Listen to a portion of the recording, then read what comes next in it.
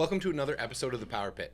We've got Andrew back on the show today, and we're going to follow up with a check-in to see how he's doing since we started with him last month. How's it going today, Andrew? Pretty good. Yeah, feeling good so far. It's been, I guess, about that month, since last check-in. Yep. And something I do with my own family and my own life that I've learned from like mindset stuff is 3 wins and a challenge, at least one. Yeah. So let's start off. We'll just dive right into that to start off. So I guess over the last month, my one big win that I've had is that I've hit every session that we had booked, personal training session. I made every one of them that I could make. So Yeah. that's a big one. That's awesome, man. Consistency wise. Let's talk about that a little bit more. Yeah. Because I know it's not always easy to get in, but you've hit those. Mm-hmm. So how do you find that's helped you and how that's set you up for success? Yeah, I think just getting that, it's maybe a little cliche, but the whole starting to form that habit of not even having to think about it on Wednesdays and Fridays. It's like, I know gym that morning, and as long as I'm, not out of town or something for work, that's my schedule. Right. And I know when we had talked last time, we had talked about booking it right into your schedule. Yes. So it's in my calendar. It's in our group calendar. So like even my business partners, they probably get sick of seeing my workout thing pop up in their thing. We're working on the details there, so they don't have to see all my notifications. But that time is booked, so we don't book other clients or anything around there. That hour, my Wednesdays and Fridays, is in the calendar, and it's short of, again, like we were out of town last week, so I missed. We have to reschedule that one. Yeah. But short of something like that, I'm there consistently, and it don't even have to think about it really. Yeah, and it's been great. I like that you use the language reschedule, because we've talked about that, how I don't accept cancellations. I only accept rescheduling. Yeah. And that's part of keeping that consistency 100%. and creating that balance for you. So that's awesome, man. So win with consistency. What else we got on the table? I think same kind of vein, but consistency with my meal prepping in particular. I'm not going to say nutrition as a whole, but meal prepping in particular, we've kind of getting that into be more of a habit that on the weekends, either Saturday or Sunday, my girlfriend and I do a meal prep of some kind for the week. And I think it's important to say, when I say meal prep, I don't mean maybe what people traditionally think of, we're going to make 12 containers of individually portioned whatever. It's like, no, for us with our busy schedule, we both work, and I have a son, he's got activities and all that stuff. And also with, filmmaking stuff, it's not a traditional 9 to 5. So it's less about necessarily having particular meals and having quick grab and go options for breakfasts, or like going out the door kind of quick thing. So for example, the meal prep we did last week, we made a big batch of like meat to chicken for like throwing in like with rice and veggies. Yep. And then we also made like 48 of these like Starbucks duplicate egg bites. Yeah, those just are good. Great macros. It's like egg, cottage cheese, a little bit of ham. So like for going out the door for breakfast, or if like I'm like on between like a workout and going to a meeting, I can just grab a couple of those, super high protein. And I find that's my biggest, my personal biggest struggle has historically with nutrition and being consistent there is convenience. And it's not even like a lot of people struggle with that. Totally. And I don't think most people, it's like, oh, I love eating fast food, or I love these other options that are less healthy. There's some pretty good stuff out there's good stuff. Don't get me wrong, but I think for a lot of people it is that consistency that has that be an option regularly. And for me, at least, if I don't have those quick options, I get to a point where I just won't eat for most of the day, and then it's like 4 or 5 o'clock, and now I'm starving. And it's really easy to make a less than optimal nutrition choice when you're really, really hungry and you have 20 minutes between two things. It's like, oh, well, I'll just go grab a burger, or I'll go grab whatever other, less than healthy option. So when you have that stuff at home that's prepped, and, sometimes it's something as simple as we have those salad kits ready to go, or we have turkey pepperettes and cheese, like options that are, you don't even necessarily have to cook them, but just having those options in your fridge, so there's no excuse. It's like, no, I can go home and there's something right there. So been consistent with that, and that's been good. Like just to talk about that a little bit more in depth is I know if you're anything like me, it's especially if you have to get home and you have to cook, and maybe you do have time, but then you end up eating like everything while you're waiting for your healthier meal to cook and get ready while you're prepping it, and then all of a sudden you realize, like, man, I just doubled my calories because I was snacking, because you're so hungry, right? Exactly. And so I think that meal prep is really important, and I liked what you talked about, like kind of talking about that differentiation, not differentiation, but like, well, we talked about it in one of our sessions. I was talking about, I was annoyed with a popular fitness trainer on Instagram because he was going so clickbaity with meal prep. And he was saying, like, meal prep, like, throw it out the door, and like just all of this stuff. And then he basically defined what you should do instead, which to me was defining meal prep.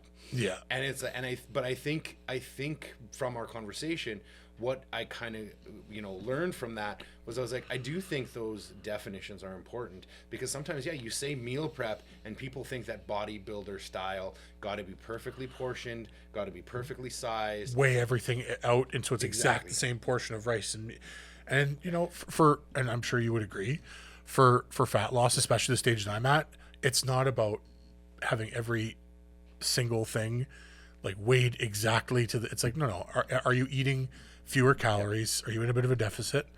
Are you tracking them a little bit?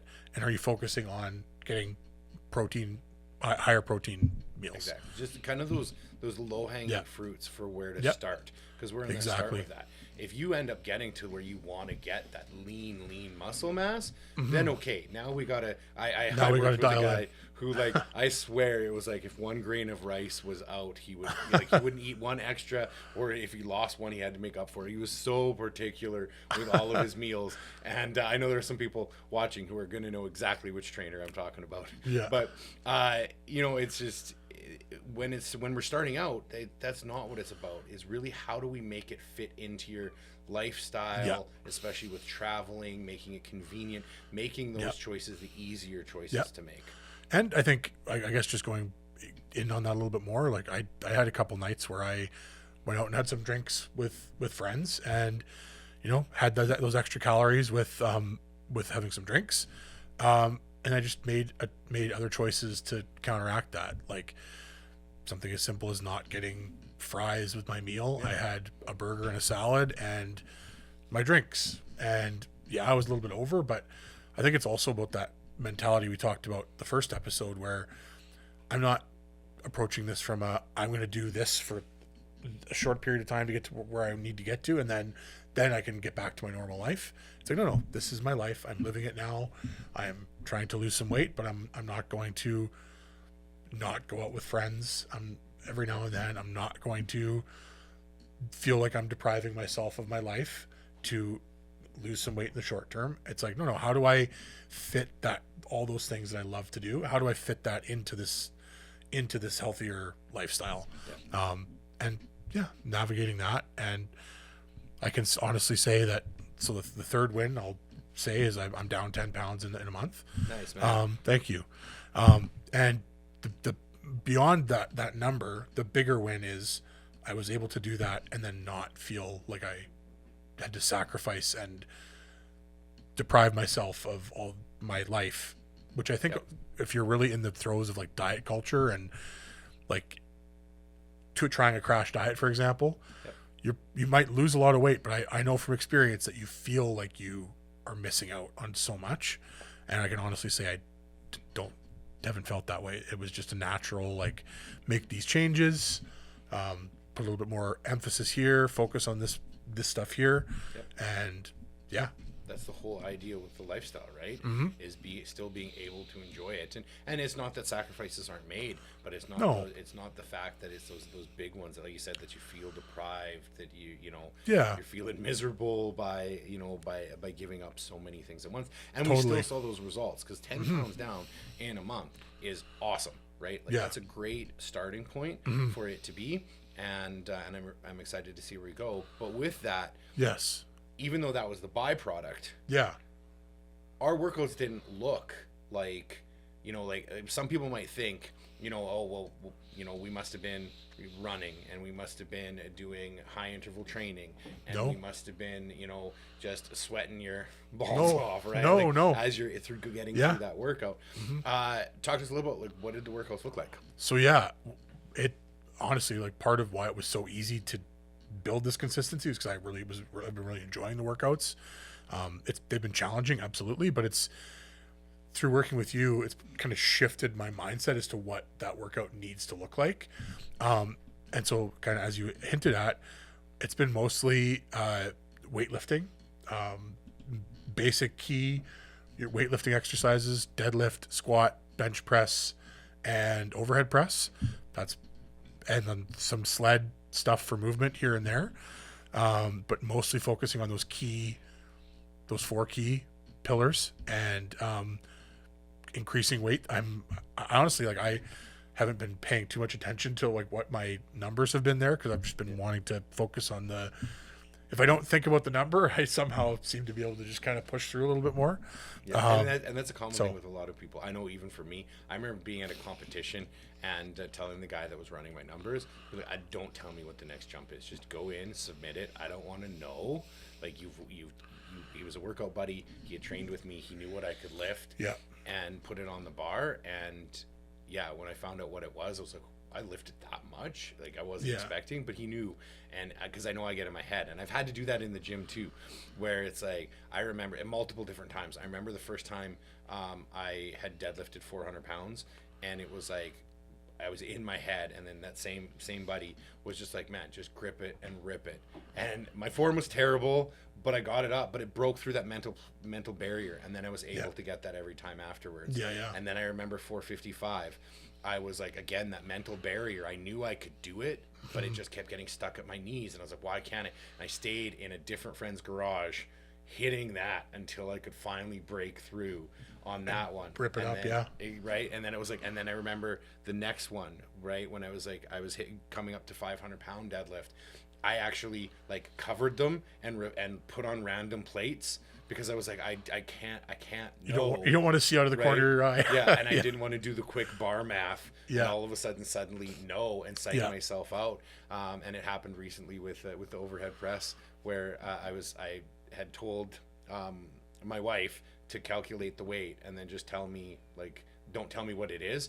But I had another buddy working out and he wasn't listening. And as he walks by, he goes, oh, nice, man, you're going to lift? And he says the amount of weight. And I was like, and then it, like, I felt mental like barrier. Like after that, I was like, but anyways, so I think that that's just an important thing to share is like, sometimes having a coach running the numbers helps with that success. Cause it's like, we know where you're at and how to push you.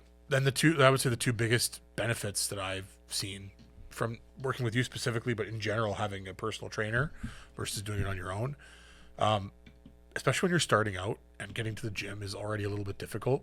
You have that person there who's like, I've booked a session with you. You're expecting me to be there. I can't just not show up and not say anything. That's just not going to fly.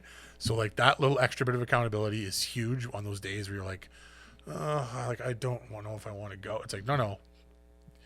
I also don't want to text you and say I'm not coming. Why? Oh, I don't feel like it. Like, that's not a reason. You're not going to let that fly. Yeah. So there's that. And there's also just the idea of not having to think once I get to the gym. Like, you've got the workout planned. I just have to show up and do the workout, and just not having that little bit of mental effort, not that I don't have to put in. When you're tipping the scale on these little things of like going or not going and like that, wrestling with that, I know I need to go. Everyone's got some version of this in their life. Any weight you can put on the side of it's easier is going to make it easier to be more consistent. Yeah. You're setting yourself up for success. Totally. Right. And it's just like, and when you set yourself up for success, you almost can't help but being successful. Right. And it's like, funny when you put it that way. It's like, well, obviously, but right. Yeah. But a lot of times we put those barriers up and we put those things kind of in the way that prevent us from seeing that success. and because we don't think about it, and it's that whole Yeah. that old adage, you know, if you fail to plan, or if you fail to plan, then plan to fail, kind of thing, right? Yeah, totally. So so let's go into, you know, just Yeah. now that we're talking about kind of some of the where we lost the plan, or maybe things Yeah. weren't as consistent, Yeah. or on point as we would like them to Yeah.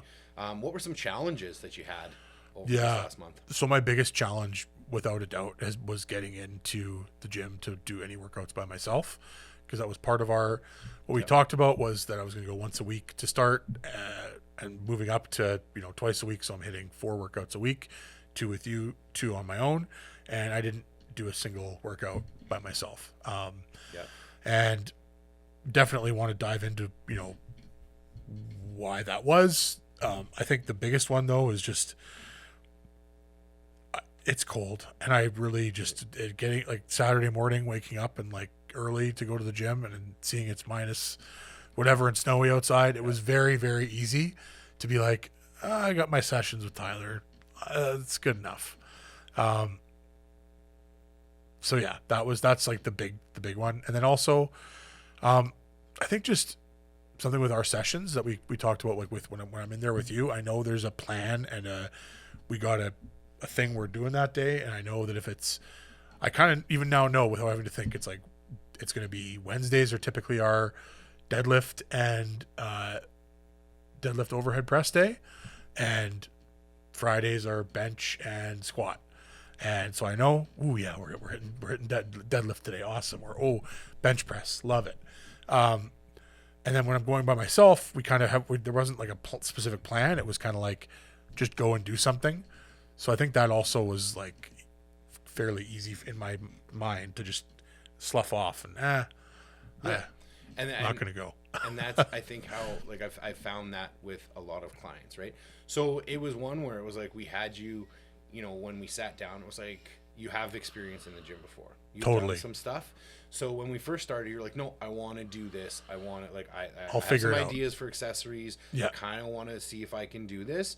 And you know, here we are. It didn't end up happening. But I think this goes to the whole thing of what we've been talking about now, is that setting yourself up for success by making it as easy as possible. So I think in the future, to overcome that, we're going to go specifically, and I'm going to move you into more of a hybrid style. So instead of just being one-on-one training where you're with me, and I could just give you a program ultimately to just follow, but I think what I'm going to do is I'm going to move you partially to the online for those separate sessions, so that then you can track it in the app, you can go through, we can track your progression on your own. That extra bit of accountability. For sure. Exactly. And then we're going to utilize it as well. Like, it'll be scheduled in your day, same as like you have with me. It'll be in the day, and then you're gonna have me on your ass, right? Like, if I don't see these things ticked off that they're done, then I'm right there to give that extra level of accountability, which I think is important, especially for our listeners, is realizing it's like, just because you have the knowledge doesn't mean it's always easy to implement. And that's where having that person by your side, whether it's a workout buddy or a personal trainer or a coach, can really alleviate some of that. No, totally. I guess the other thing that's worth, you know, mentioning is, I think it's important. I don't think you need to go out and tell everyone in your whole life, like I'm doing with this podcast, like, oh, this is what I'm doing, this is the journey I'm on. But I think it's really important to build a community around yourself and have that support system when you're making a big change, whatever it may be. Maybe you're losing weight, or maybe you're just training for an event or something. Having the people in your life around you supporting you is huge. System. Like having my girlfriend, my mom lives in the basement suite in our house.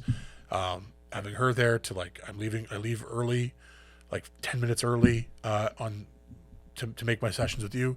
She gets my son off to school those mornings. Like, those little things that if you don't have those people in that community, it makes it that much harder. You're not setting yourself up. And I think that's the other thing that really has put things over the edge for me this month is I have my business partners, my family, everyone around me that's like doing that little bit to help out, and it all just adds up to make it, you know, possible. So and that really goes to, I was actually having a conversation with another client, and a completely different topic, but it to me, I think it really relates here, is what she was telling me was she was talking about how she was having a conversation with somebody, and how she was like, you kept telling me to do this, but you never told me how. Right. And so I think that ties in here with our support systems, because I also know sometimes people get frustrated with their support systems, right? Where it's like, well, they're making comments about my food, or they're making comments about this. And more often than not, they're genuinely trying to help, but it comes across as a negative criticism because we're already frustrated Yeah. for whatever reason. And I think we should touch a little bit on that, is like, Totally. is like that, those conversations with our support system being like, how this is how I need you to support me. Exactly. And letting them know, because they'll have their own ideas of how to support you, but at the end of the day, if reminding you like, hey, I thought you were on a diet, Yeah. that can be triggering. That Totally. sometimes that's not the support and not the help that No. we're looking for. And I think a big part of that is communicating with those people, like, hey, I have a plan. Yeah. Maybe you don't have to go into every detail of the plan, but I have a plan. This is what that plan is. This is how it would be really helpful if you could do X, Y, and Z thing. And obviously it's not going to necessarily be that clinical of a conversation, but as long as you can kind of communicate those things clearly, I think most people who want to be supportive are going to latch on to the fact that, oh, there's a specific thing I can do. Because most of these people in your life who are maybe being unintentionally unhelpful, it, like you said, it comes from a place of, I want to help, I don't know how, or I want to be supportive, but I'm seeing a thing that maybe, but if you let them know, hey, I have a plan, this is my plan, then they also will feel more at ease about, okay, like they've got a plan, they know what they're doing. Is it in my lane? Is it part of that thing that we talked about that's helpful? No? Okay. Like, back off, or maybe don't make the comment. Yeah.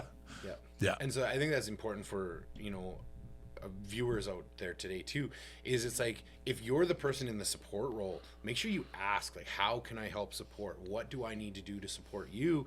Because we're all working through our own biases and belief systems. And having come from a diet culture, sometimes we have ideas that we think are really going to help, but at the end of the day, they actually end up making things worse. So, it's generally a lot of times in these podcasts, and when I'm talking to the people that are going through it or who are entering the journey.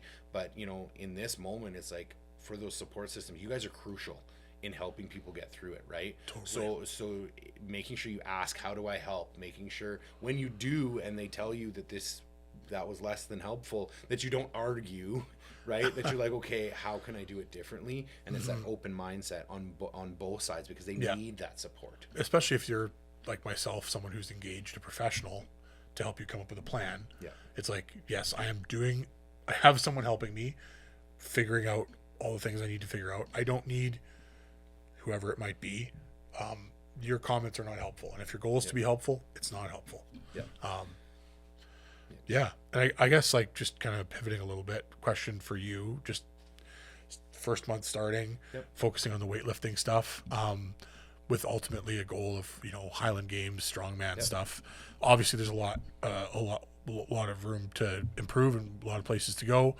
Yeah, there's more road to go. Yeah. Yeah. But, I guess could I get you to talk a little bit about where I'm starting out in terms of that stuff and what the next phases are looking like? And absolutely, man. So this first part was just tackling the lifestyle, right? Really trying to focus on these, and what we're doing now, talking about the challenges, and what are the challenges, so we can make plans to overcome those. 100%. We're getting, like, now that we're in, I've got a good idea of where we're at, and so we're going to be able to implement some more. We talked about kind of that hybrid to help build up some strength on the and consistency on the days that you're on your own. But with that, you have a natural strength, right? So, and I don't think anyone will be surprised. Generally speaking, there's some strength behind big guys already. Again, and not always the case, but, that's something that right off the bat we could see with your lifts. But when it comes to those, a lot of coaches, when you jump into them, they see that and they get excited. And I do too.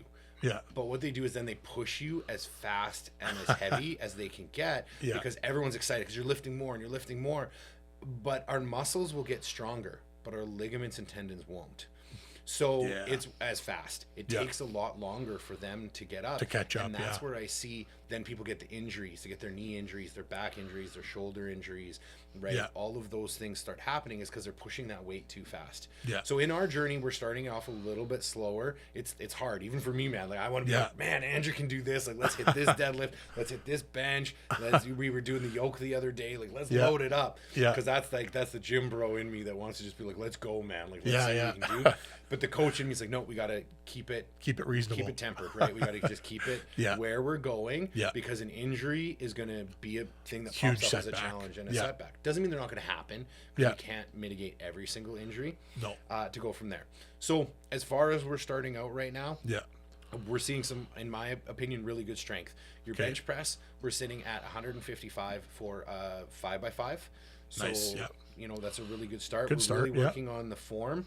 Is there more strength there? Do I think you could do more? Yes, but I want to Yeah. lock that form in first Totally. too. And that's a second prong. It's not just the body being able to handle it, but also the mind in making sure. Because if we push you too fast and we don't focus on that form, Yeah. then we're going to have to pull everything back to restructure Totally. to get you where you want to be. So we want to build that foundation now. Yeah. So that's where we're sitting with the bench press. Yeah. The overhead press, let me just calculate some quick numbers in my head.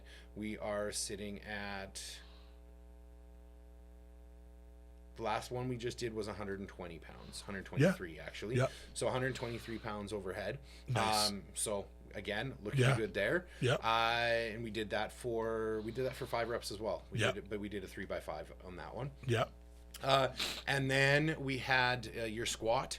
Your squat is one that there's definitely more strength there, Yeah. but we've got some limitations when it comes to Yeah. muscles and tightness and Yeah. quads, which we've been working on. Totally. Definitely. Our depth has improved. Squats have improved. Desk job will contribute to that big time for sure. So there we're looking for our 5x5 on that. Yeah. We were sitting at, the last time we did it was 100. Oh, actually we were doing 155 as well. Nice. Yeah. Yeah, so we're hitting Good there. starting Again, point, yeah. There's more to go, but that's where we'll start until we really get that Yeah. range of motion, depth, and the form Focusing on the form. Yeah. locked in. And then deadlift. Deadlift Yeah. is really where you're shining right now. Because we're sitting at, the last one we did was, we were just shy of 300 pounds. So we did Nice. 295 was, I think, what we ended up Nice. Yeah. getting with. That's feeling good for sure. And that was for another 5x5 on that. And it was Yeah. looking good, feeling good. Yeah. So that's kind of where we're starting. And then Great. the sleds, I don't have the numbers because we No. just kind of throw on weight And just that's for till I more- take a little bit of break. Yeah. Yeah. I just kind of try to, usually about 10 minutes trying Yeah. to Yeah. run out the clock kind of thing. That one, I mean, yes, it's going to build some strength and some recovery and stuff in that, but that one's a little bit more about the heart health and building Totally. that heart muscle Yeah. to get it stronger, because that's where we find that higher level zone of cardio. Yeah.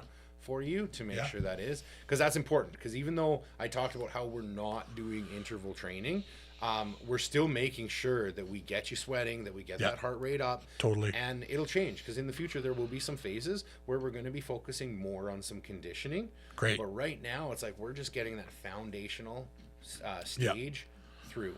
We're probably going to be in that one here for a little bit longer. Yep. Probably for about another, 3 to 4 weeks. Sure. But I also start to mix in with my foundation a little Nice. bit more into that next hypertrophy strength phase. Cool. So that's where we'll end up going next. So we'll see that come through and go Nice. from there. So Exciting. I'm really excited. Yeah. That's awesome. Yeah, I'm looking forward to it, and looking forward to diving into some more stuff on my own. And I'm also, like, another goal I guess I have is to build up that consistency with just getting more active on my own. Yep. So that when the weather gets nice again, I can start mixing in, a round of golf and other things as maybe not a traditional workout, but just like being more active and just enjoying that. Yeah. Yeah. Absolutely, man. I guess as far as any other challenges that you had, is there anything else? Anything else we kind of need to work through? I don't think so. I mean, I think it's mainly the consistency with working out on my own, And I guess just like my own tendencies are to go negative. Yeah. So I think just making sure that I'm consistent with doing these check-ins on my own and focusing on the wins. Not that we don't talk about the challenges, but focusing on those wins. Yeah. Because like my messed up brain chemistry is the first thing I think when it's like, oh, you got an A. Well, why wasn't it an A plus? Yeah. You're down 10 pounds. Why wasn't it 20? Yeah. Which, I mean, I think a lot of people have that hard on themselves tendency. I've done a lot of work to not stay in that place. And so I guess just continuing to do that work and not be in that negative place. Because people think, I think myself included, used to think, oh, if I beat myself up and whip myself, that's what's going to motivate. And it's like, it doesn't. It just doesn't. I mean, maybe for some people it works, I guess, but like, man, it's tough to do something that makes you feel good about yourself when you feel bad about yourself. Yeah. When you feel bad about yourself and you're in that spiral, you want to do the things that comfort and cope. Yeah. So it's pretty hard to be negative and shame yourself into a happy and positive mindset. Exactly. And reach your goals. Totally. Again, I can't speak for everyone, but it's pretty hard to do that and really see the lasting results that we're looking for there. Yeah. And I think that, like you said, that's really common. People, especially with, this is one of the reasons I talk about not liking challenges, because that's where people get it stuck in their brain, where it's like, oh man, like, I lost 10, but I should have lost 20, or I should have lost 30, because they see people going through these challenges and then celebrating. And again, not that they shouldn't celebrate, because I think we should celebrate our goals and what we're after. But at the same time, we got to look at the big picture. And it's like, just because you drop this weight, if it's not going to stay off and you're going to have to redo it again, that's not sustainable. Yeah. It's not sustainable. Tortoise in the hare kind of thing. Yeah. Slow and steady wins the race. And yeah, I love that's our approach. Approach to the weightlifting too is we're not doing this to get my bench press as high as it could be as quickly as possible. It's like, no, how do we build a foundation that will carry through? So and I've heard that sometimes when coaches talk, I hear that negativity and that lack of collaboration between coaches or understanding is generally, you shouldn't be pitted against other coaches. And this is talking to our trainers out there, because it's like, I've been in situations where I've heard and I've seen where it's like, oh well, like, he only lost 10 pounds. If I was his coach, I could have got him double, or I could, right? Yeah. And it's like, sure, maybe, but like, at the end of the day, is that what it's about? Is this a competition between it? Is it going to be sustainable? And unfortunately, a lot of times I see with those coaches is they're the ones that look for the short-term glory. And sure, they can help someone lose it, but at the end of it, it's like, what did you do for harm? Like, what I talked about is, my goal is to have you leaving that session better than when you came in. And when we're done, having you have the knowledge and the education and the ability and discipline to do it yourself. But then I see sometimes with other coaches where it's all about that quick fix, and they don't look at, like, did you just leave that person with an eating disorder? Did you just leave that person, hate, like, sure, they're skinny, but they still hate themselves? Like, are they really in a better place?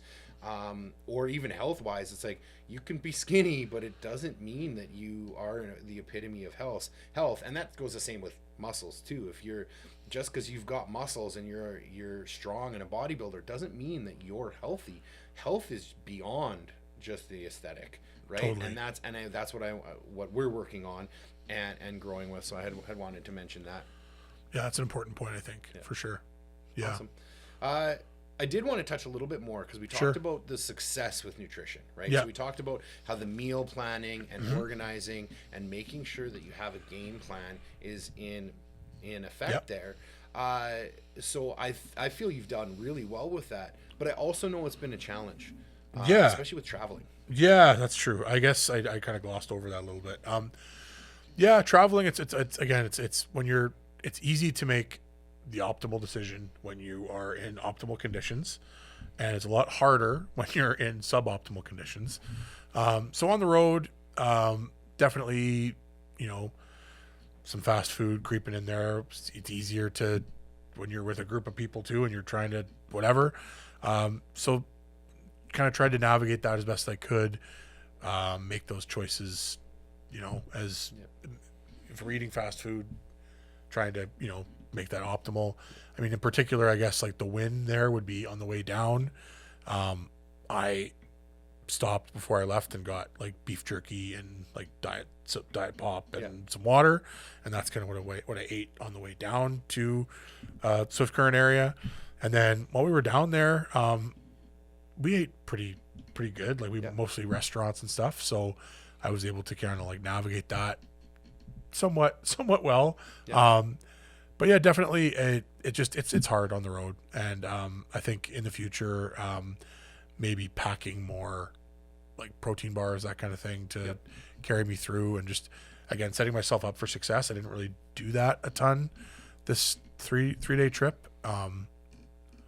So yeah, I think just little tweaks like that just to make that easier, especially with this, like it's a ways away yet, but usually in the summer there's quite a bit more, especially weekend or like overnight, or maybe not overnight, but like 16-hour day, like leave at 7 a.m.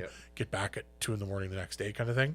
So just setting myself up for that in a couple of different ways, like just make like you said, failing to plan is planning to fail. So just putting more effort into specifically planning for those trips. Okay. And there's something that I've kind of heard through our conversation here, and there's two ways I could go here. I'm hearing a little bit about one, I've heard summer when it's sunnier out, where I think like when there's more I can do, you know, so I can go into that side of kind of that seasonal affective disorder that I know many people suffer from. And I think this kind of goes well hand in hand with also just stress of life, because I think we get very stressed through winter as well, because of a lot of those things. Let's talk a little bit about that. Sure.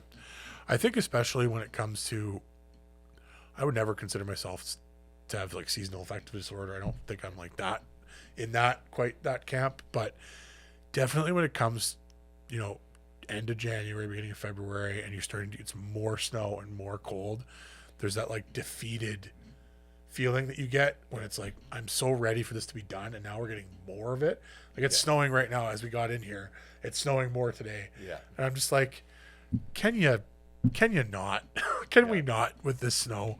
Well, and on the stress side of things, that snow has to go somewhere. And for anyone that's been to Pit Fitness, I don't have anywhere to put this snow. So it's just creeping further and further into my parking lot. So it's like one of those things. It's like when you talk about it and you vocalize it, it seems silly. But when you're in your own head and you wake up and it's like, I'm a little bit tired. Maybe I didn't get the best sleep the night before, and I'm tired, and I got to get my son off to school, and then it's also snowy and crappy weather outside. It grates on you, especially when it's day after day after day. And I know I tend to romanticize the nice weather and think that it's going to solve.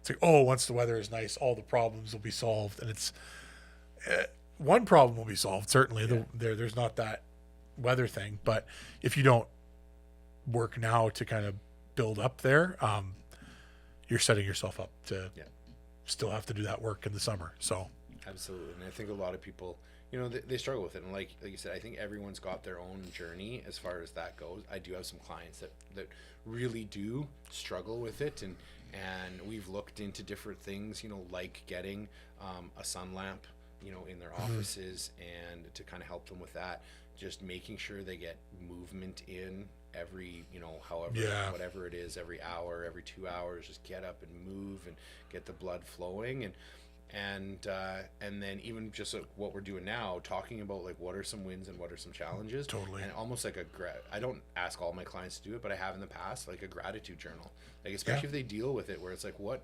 kind of stuff can we go through. They're like, I get it, things might feel and seem bleak right now, but what's that silver lining that you can kind of, that thread that you can pull on, and kind of pull some of that that happiness back, and go from there. I will also say a practical thing that I've done that I've noticed a difference this year is taking vitamin D consistently has been.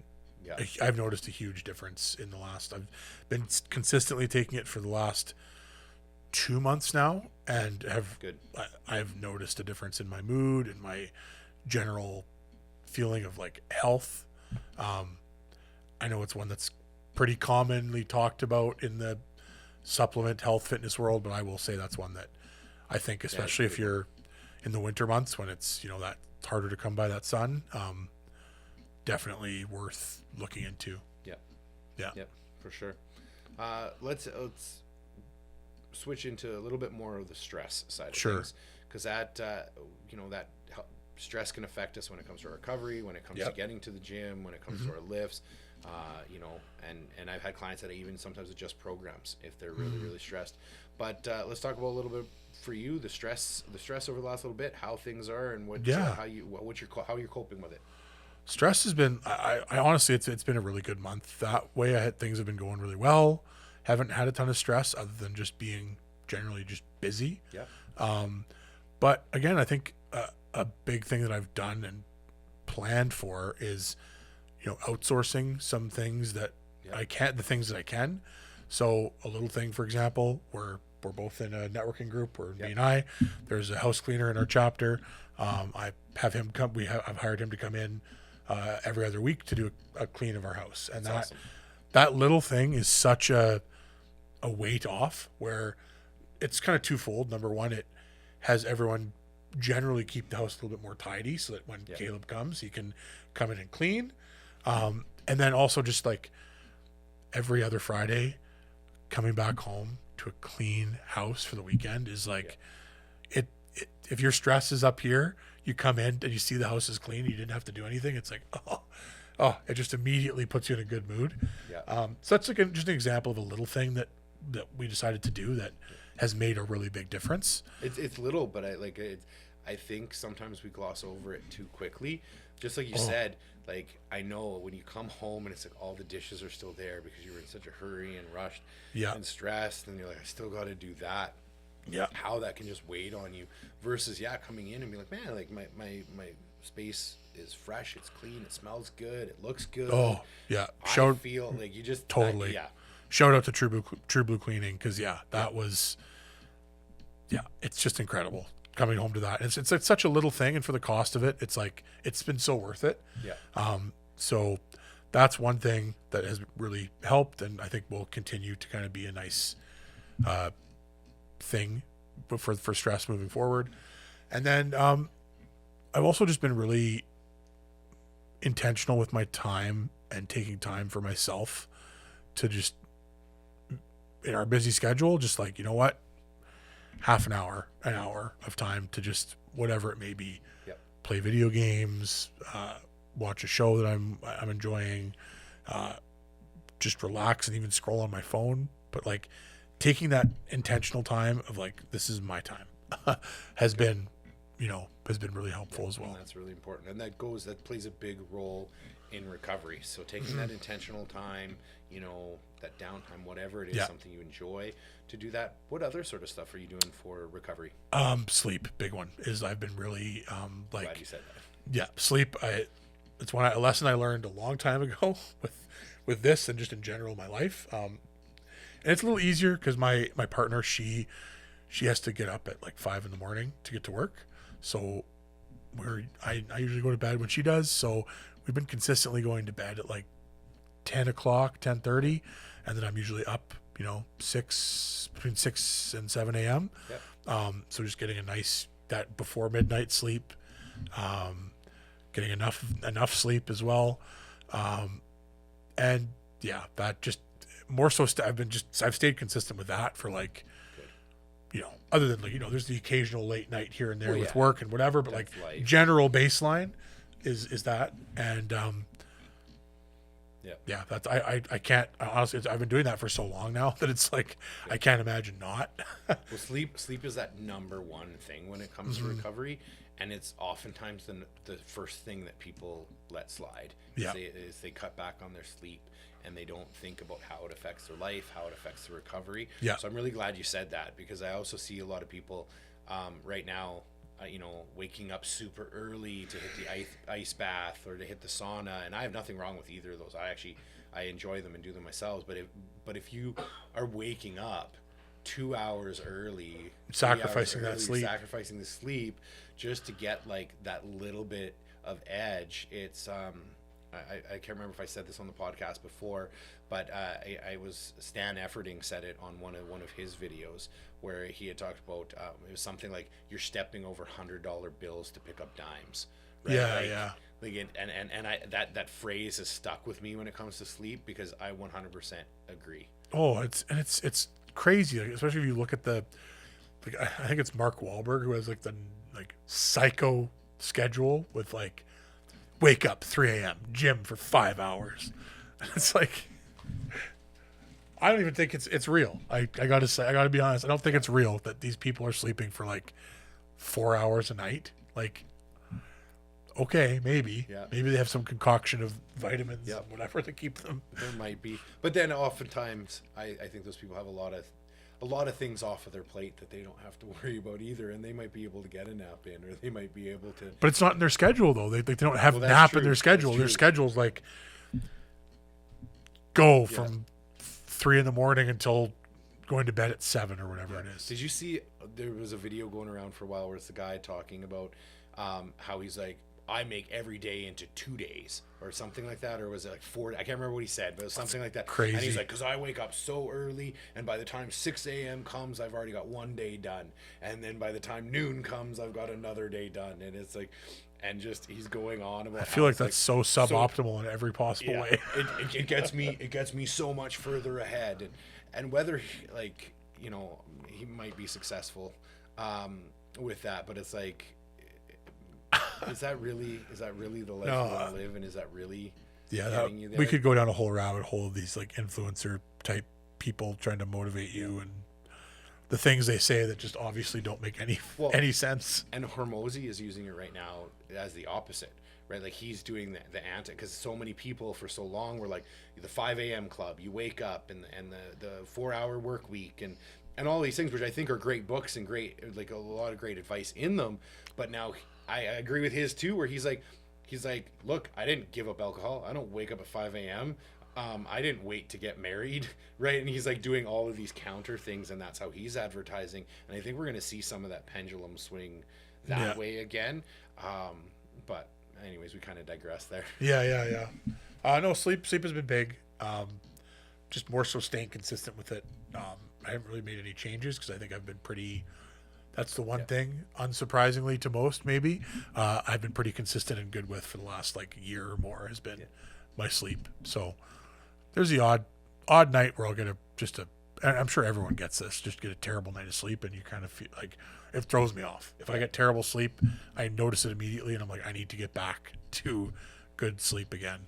So yeah, I think but that and taking that extra time, and then outsourcing, like I think that's a big thing that people forget about, is maybe if you don't have the money you can't, but if you have a little bit of extra money, sometimes there's those little things you can outsource that take those little things add up and take that little bit of stress off your plate, and it becomes noticeable for sure, especially over time. Yeah, well, and we could get into that, but I'll probably pin that for another conversation on the business side of things, where people get into that mentality of like I can't spend money, I don't have it for this, I don't have it for that. And it's one, if you know how to strategically spend your money, like it can help you drastically if you like you said, you outsource those little things. And it's actually funny because I'm doing a podcast with Cavell, and I know you know that, where we talk about finances and fitness. And that's something too, where it's like how can these things play together, and how if you find the right things and invest your money into the right people, the right delegation, the right stuff on that side, how it can free you up on the health side of things too. Totally. And they're very similar, right? Like you said it today earlier when you were like, you know what, I had some extra drinks, so I didn't have the fries. It wasn't like a punishment. I can't have the fries because I had a drink, but it was just like, you know what, I'm going to allot because I have a budgeted amount of calories that I want to work with. And that's the same thing when it goes to money. But I think that's a completely different podcast and a completely different conversation than what we're going for here. But I like those correlations between it. Totally. Cool. Well, I'm excited for this next month, training wise as well. And as much as I'm like, I don't want to is creeping in with the I'm wrestling with that, with getting to the gym to myself, getting to the gym for my own workouts. I know that having a plan and that accountability is what's going to push me over the edge. So, good. So that's where we're headed next, is the game plan. Yeah, okay. That's so the big we're gonna hit some program workouts in there for you, so that you've got it. I'll get you onto that app so that you're utilizing that and make it more of a hybrid program. Heck yeah. Which is definitely an option for other clients too, if that's something that they think would help them with, to get you into the gym. What other sort of things over this next month? Like what kind of micro goals do you have, or open goals that you would like to set? It's a good one. I'd like to keep the number on the scale 10 pounds. I'd like to kind of keep that consistent. I think that's a good goal for every month. And, you know, obviously if I hit it, great. If I'm a little short of that, okay. But I think 10 pounds a month is a good goal. So I think that's one. And in particular, like I'd like to see, I know for some reason bench press seems to be the one I care about the most outside of deadlift. I'd like to see that number on the bench press go up a bit. So I don't know what a reasonable goal there in terms of a specific number, but I'd like to increase that that number. Yeah, so we'll definitely work on that. Cool. And get that going in. And I think that's basically the way I like to do it is kind of the rule of threes. Yeah. Is now get the consistency of your own workout. Yeah. We're going to work towards increasing that bench. Yeah. And then we'll work towards keeping that sustainability. Totally. As far as the health lifestyle goes. Heck yeah. Awesome, man. Well, thanks for coming on to the podcast with me again today to do this check-in. And I'm going to kick it over to you guys. If you want to start a journey like Andrew has started here, you can always contact me at pitfitsask.com. There's the potential to train with me in semi-private training, in private training, or in online training. I also have another trainer there, Macy, who was on a previous podcast, and she has an opening for probably another client, maybe potentially two, or she has her women's only women's power hour boot camp in the evening that for the month of February is free drop-in. So we'd love to see you come in and check it out. And even if you don't know if this is for you, or you don't even know where to start, or you don't feel you have the money, I am open to always going for coffee or having a conversation to talk about how you can start to implement the things, because it's not about the big changes, it's about the small changes. And that's the way we're going to change your story.